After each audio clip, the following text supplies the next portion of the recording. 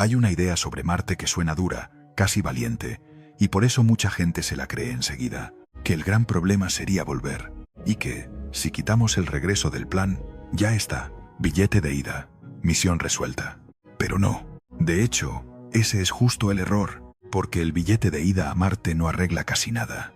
No elimina la distancia, no elimina la radiación, no elimina la necesidad de fabricar aire, agua y combustible. Y desde luego no elimina el detalle más incómodo de todos, que un ser humano sigue siendo un cuerpo terrestre, aunque decida irse a vivir a otro planeta. La fantasía no es volver de Marte. La fantasía es creer que quedarse lo vuelve fácil. Y cuanto más en serio te tomas la idea de vivir allí, más clara se vuelve otra cosa.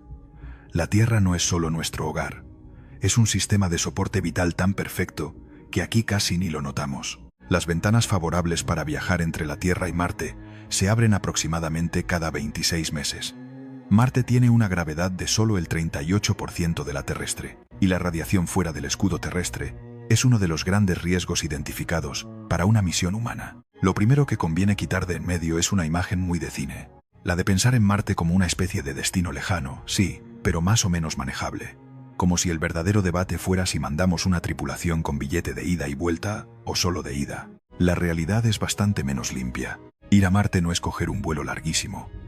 Es encajar una misión dentro de una coreografía orbital bastante estricta. La Tierra y Marte no están bien colocados para viajar de forma eficiente cuando a nosotros nos apetece, sino cuando la mecánica celeste lo permite. Y eso significa que no puedes improvisar.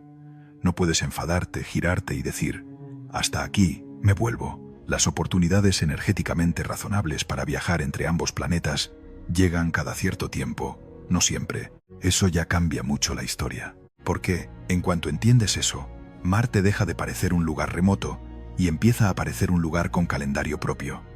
Un sitio al que no solo cuesta llegar, sino del que tampoco sales cuando quieres. Pero aún así, imaginemos que aceptamos esa parte. Imaginemos que alguien dice, perfecto, pues no volvemos. Nos ahorramos el problema del retorno. Suena radical. Suena incluso práctico. Y sigue siendo engañoso. Porque quitar la vuelta del plan no quita Marte del mapa. Sigues necesitando cruzar millones de kilómetros, encerrado en una nave durante meses. Sigues necesitando aterrizar una gran masa en un planeta con una atmósfera demasiado tenue para frenar bien, y demasiado presente para ignorarla.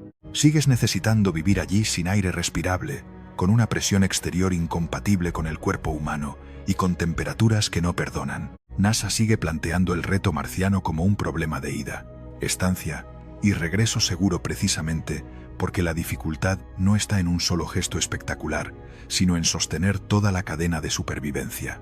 Ese es el matiz importante. Marte no se vuelve razonable porque renuncies al regreso. Solo te quedas sin una salida. Y aquí aparece una de las palabras más repetidas cuando se habla de colonizar otro planeta. Autosuficiencia. Sobre el papel suena bien. Fabricar allí lo que necesites.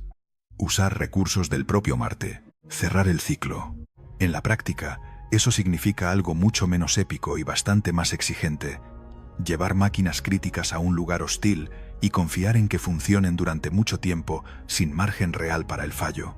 Sabemos, por ejemplo, que producir oxígeno a partir del dióxido de carbono marciano no es ciencia ficción pura. El experimento MOXIE, enviado con Perseverance, demostró precisamente eso, que se puede generar oxígeno a partir del CO2 de la atmósfera de Marte. Pero MOXIE fue una demostración tecnológica, no una fábrica lista para sostener una colonia humana. Una cosa es obtener oxígeno a pequeña escala en una prueba controlada. Otra muy distinta es depender de sistemas así para que una comunidad entera respire, produzca combustible o mantenga reservas estratégicas durante años. Y ese detalle cambia muchísimo la imagen, porque de repente, la misión deja de parecer una hazaña heroica y empieza a parecer una cadena de máquinas que no pueden fallar. No pueden fallar el reciclaje del agua, no puede fallar la producción de oxígeno, no puede fallar la energía, no puede fallar el aislamiento del hábitat, no puede fallar la protección frente al polvo ni frente a las temperaturas extremas. Y aunque todo eso salga bien, queda otra pregunta que suele contarse peor. ¿Qué pasa con el cuerpo? Aquí es donde Marte deja de ser solo un problema de ingeniería y se convierte en una prueba biológica, porque el trayecto ya empieza a cambiarte antes de llegar. En microgravedad, el cuerpo pierde parte de la carga constante para la que ha evolucionado. Los huesos que normalmente soportan peso pueden perder densidad mineral a ritmos que NASA sitúa, de media, entre el 1% y el 1,5% al mes durante misiones de varios meses si no se aplican contramedidas eficaces. También se pierde masa muscular, y la tripulación tiene que entrenar de forma intensiva precisamente para reducir ese deterioro. Esto es importante decirlo bien. No significa que un astronauta llegue convertido en una ruina, y tampoco significa que volver a la Tierra sea imposible por definición. Significa algo más serio y más real, que el viaje ya te cobra peaje antes del aterrizaje. Y luego está Marte. Marte no tiene microgravedad. Eso conviene aclararlo porque se mezcla mucho. Allí hay gravedad, sí, pero es solo alrededor del 38% de la terrestre. No flotarías como en órbita, pero tampoco vivirías bajo las condiciones para las que está diseñado un cuerpo humano, tal y como lo conocemos aquí. Las consecuencias exactas de pasar años en esa gravedad parcial todavía no están del todo claras, porque sencillamente no hemos tenido humanos viviendo allí el tiempo suficiente como para saberlo. Lo que sí sugieren los modelos actuales es que no sería una condición neutra ni una adaptación trivial. Dicho de forma sencilla, en Marte no estarías ingrávido, pero tampoco estarías en casa. Y a eso hay que sumar algo todavía más invisible. La Tierra no solo nos da suelo, océanos o una atmósfera respirable, también nos protege. Su atmósfera y su campo magnético reducen una parte enorme de la radiación peligrosa que llega del Sol y del espacio profundo. Marte no ofrece una protección comparable a escala planetaria, y por eso, la radiación aparece una y otra vez como uno de los grandes problemas de cualquier misión humana de larga duración. Durante el viaje y sobre la superficie, el blindaje y el diseño del hábitat no serían un extra, serían parte del sistema de supervivencia. Aquí es donde la idea de irse a vivir a Marte empieza a perder toda esa ligereza con la que a veces se pronuncia. Porque ya no hablamos de un paisaje rojizo y de una bandera.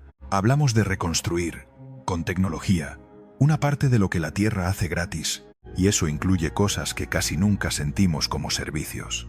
La presión correcta, la gravedad adecuada, la protección frente a la radiación, un ciclo del agua enorme y estable, rescate relativamente cercano, biodiversidad, recambio biológico, suelo vivo, cielos que no te obligan a esconderte. Cuanto más seria se vuelve Marte, más extraordinaria parece la Tierra. Ese, para mí, es el giro más interesante de todos, porque mucha gente enfrenta ambos temas como si hubiera que elegir. O cuidamos la Tierra o miramos a Marte, o apostamos por la exploración, o aceptamos que no hay plan B. Y en realidad, la exploración marciana puede servir justo para lo contrario de lo que a veces promete la propaganda más superficial. No para convencernos de que la Tierra es sustituible, sino para recordarnos hasta qué punto no lo es. Marte no rebaja el valor de la Tierra, lo multiplica, y eso no convierte la exploración en una tontería. Al revés, intentar entender qué necesitaría una misión humana real a Marte obliga a afinar muchas cosas: fisiología espacial, sistemas cerrados de soporte vital, materiales, automatización, gestión de riesgos, producción local de recursos, medicina en aislamiento extremo.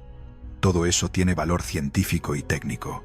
Lo que no conviene hacer es disfrazarlo de mudanza sencilla o de destino inevitable, porque no lo es. No sabemos todavía cuándo veremos a seres humanos pisando Marte.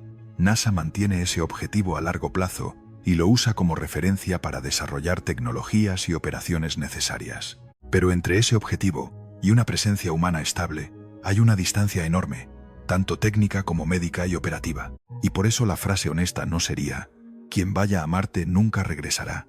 La frase honesta sería otra: que una misión humana a Marte no se decidirá al aterrizar. Se decidirá en todo lo que tenga que seguir funcionando después. En la salud de la tripulación, en la protección frente a la radiación, en la fiabilidad de los sistemas, en la autonomía real, en la capacidad de fabricar lo que falte, en el tiempo, en los márgenes, en lo bien que hayamos entendido, antes de salir, todo lo que aquí damos por hecho, porque ese es el verdadero golpe de realidad.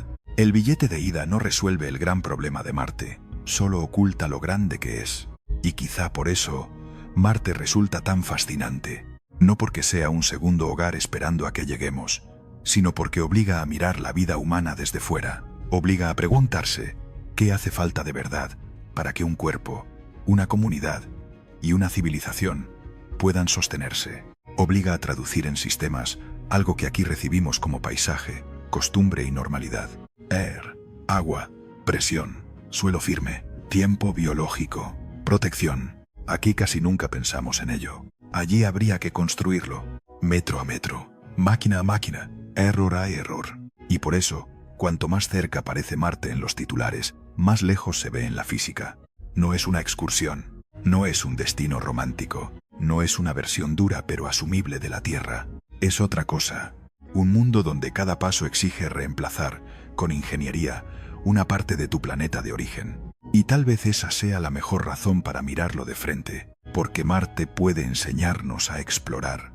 Pero la Tierra sigue enseñándonos algo todavía más raro. Lo improbable que es vivir en un lugar donde casi todo funciona, antes incluso de que abras la puerta.